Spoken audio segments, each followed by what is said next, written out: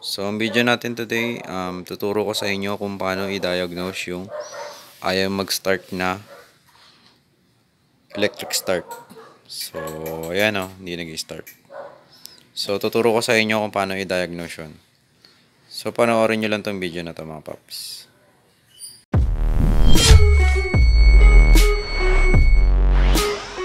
So, dahil may request yung isa nating subscribers, ang request niya is hindi nag-i-start yung motor niya using electric start or yung push button start. So, hindi gumagana yung ganun niya. So, ituturo ko ngayong araw na to kung paano i-diagnose yung hindi nag-i-start na electric start button.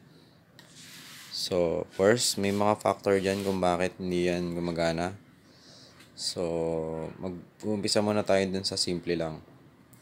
So, yung unang check natin, kapag ka nagawa tayo ng ignition, dapat bubukas yung mga ilaw natin. So, pagka hindi bumukas yun, it's either i-check nyo yung fuse nyo, yung nakalagay dito sa compartment. So, kung buo pa yung fuse nyo, so, skip na tayo doon. So, punta tayo dun sa next. So, yung sa next naman is yung dito sa push button. So, it's either wala siyang contact dito. So, pwede natin linisin yan. So, yung paglilinis niyan, may dalawang screw lang dyan sa ilalim. O isang screw lang. So, dito. Tatanggalin nyo lang yan.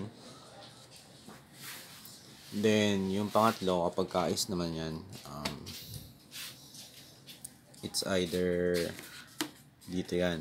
So, ito yung relay ng starter relay ng starter natin. So, dito, i-check din natin to kung gumagana pa to or ayos pa. So, yung pang-apat is yung sa starter motor mismo yung problema. So, yun mga paps. First, i-diagnose natin kung ano yung problema nung kung bakit tayo mag-start.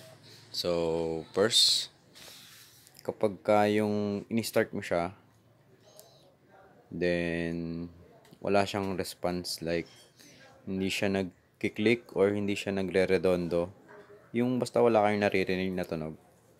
So, possible yun na walang kuryente na pumapasok dun. So, pwede nating i-check dito sa mismong push button. So, pwede nating linisin yan. Tatanggalin lang natin yan. Meron ditong screw.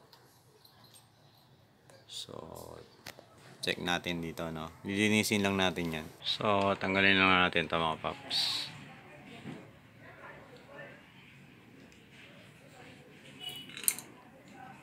Then,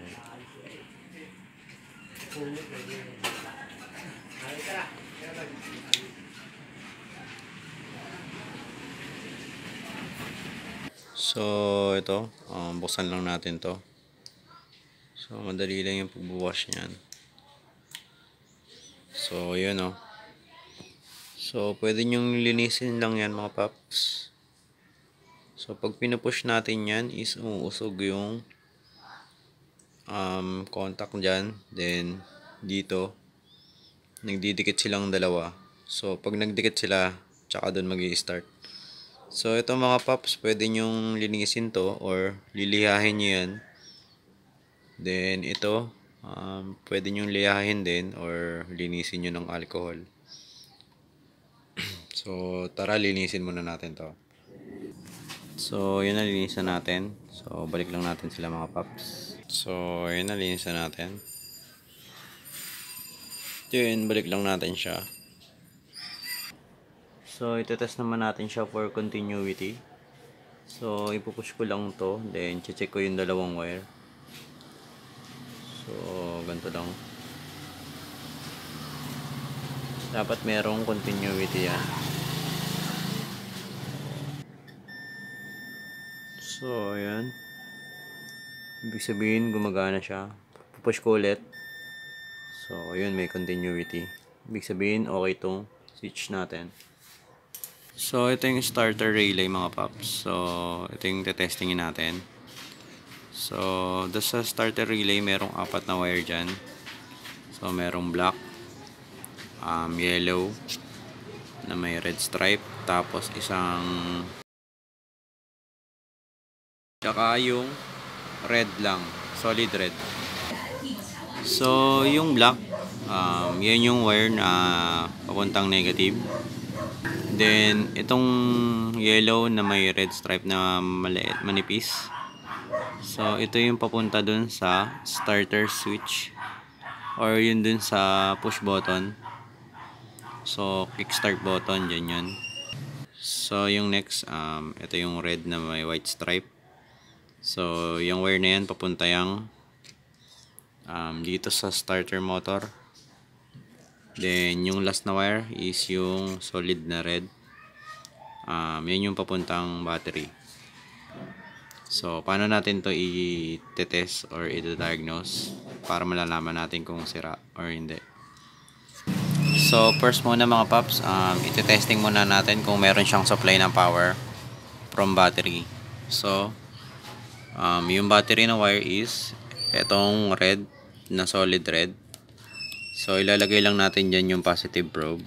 Then, dapat may makita tayong reading dyan. So, kinabit natin dyan sa positive, sa solid na red. So, yun, 12.93 volts. Yan yung volts na papunta sa battery. So, yan yung volts na papuntang battery. Then, ililipat naman natin siya dun sa may stripe na red na white stripe. So, wala kang makikitang reading yan. So, pagka nag-start tayo ng push button, so doon natin makikita na may magbabago dito sa reading natin. So, kailangan may dadaloy na kuryente dyan. So, ibig sabihin yan, from battery, so pag gumana yung switch na to, yung coil, pag pumasok yung kuryente dito sa black and yellow, so magkakaroon ng contact yan dito sa solid red papuntang red na may stripe na white. So papuntang stator yan. So check natin kung merong dadaloy na kuryente. Ibig sabihin, pag ito sira, walang dadaloy na kuryente dun sa multi-tester natin. So, testing natin. So, i-on ko lang yung ignition ko. Then, pupush ko yung start button. Then, dapat meron tayong reading na makikita.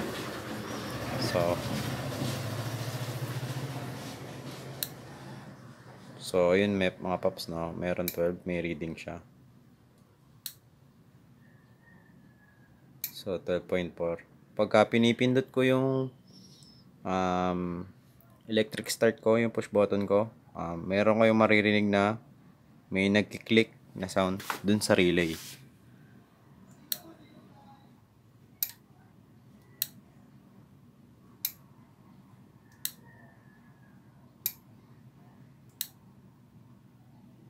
So, yun, may narinig kayo na parang nagki-click dito. Tsaka pag hinawakan nyo siya, meron siyang gumagalaw. So, ibig sabihin mga paps, buo yung starter relay nyo. So, yung next naman is yung sa starter motor natin. So, madali lang i-test yung starter motor natin mga paps. So, pwede nyo tanggalin yan or kahit di nyo tanggalin. Tapos, itong wire nya, so meron yung green tsaka red, yung positive. So, yung dalawang terminal na yan, ilalagay mo lang siya sa battery na positive tsaka negative. Kapag nilagay mo siya doon, then umikot yung starter motor mo. Ibig sabihin yan, gumagana pa yung starter motor nyo. So, bihira lang masira to. Ang pinapalitan lang dito yung yung tawag dito, yung brush, yung copper brush.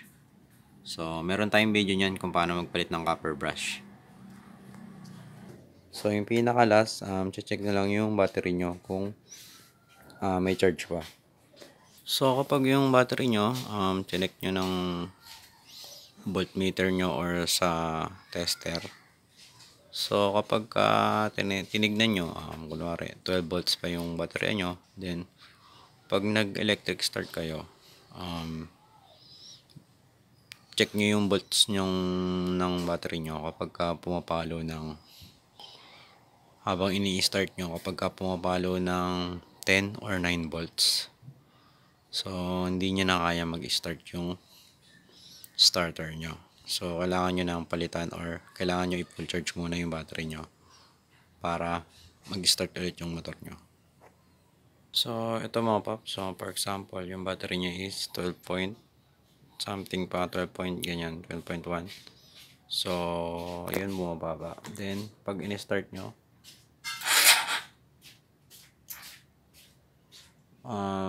pag inano siya, pag in-start nyo, nagiging 5 volts na lang siya. So, hindi nyo na kayang i-crank yung starter nyo. So, possible na magpapalit kayo ng battery. So, yun mga paps. So, try natin palitan yung battery.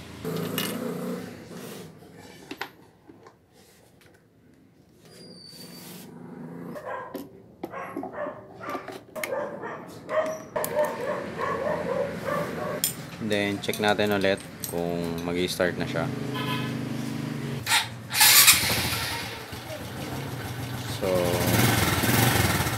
So yan mga pops, nag-start siya. So, kailangan lang talaga palitan ng battery.